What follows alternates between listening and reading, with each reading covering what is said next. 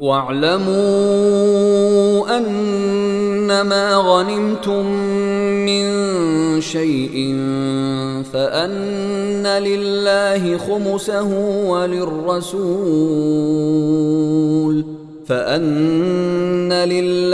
خُمُسَهُ وَلِلرَّسُولِ وَلِذِي الْقُرْبَى وَالْيَتَامَى وَالْمَسَاكِينِ وَابْنِ السَّبِيلِ إِن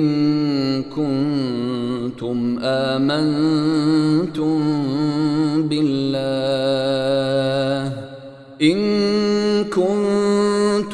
آمنتم بالله وما أنزلنا على عبدنا يوم الفرقان يوم التقى الجمعان والله على كل شيء قدیر۔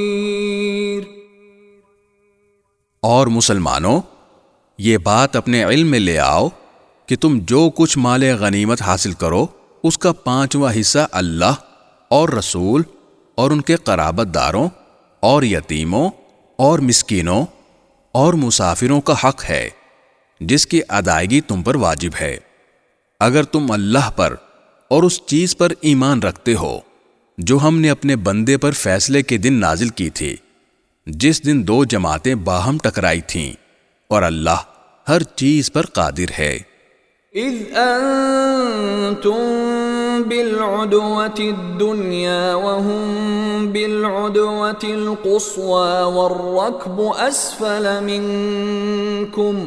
ولو تواعدتم لاختلفتم في الميعاد ولكن ليقضي الله امرا كان مفعولا ليهلك من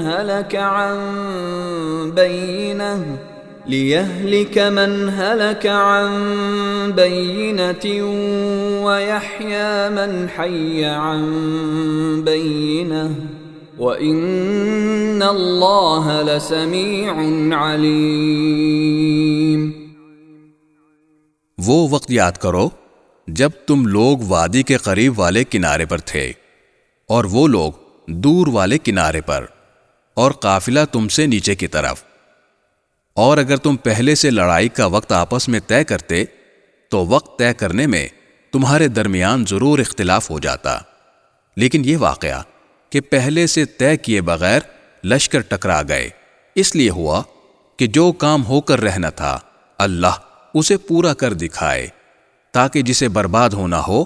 وہ واضح دلیل دیکھ کر برباد ہو، اور جسے زندہ رہنا ہو وہ واضح دلیل دیکھ کر زندہ رہے، اور اللہ ہر بات سننے والا، ہر چیز جاننے والا ہے۔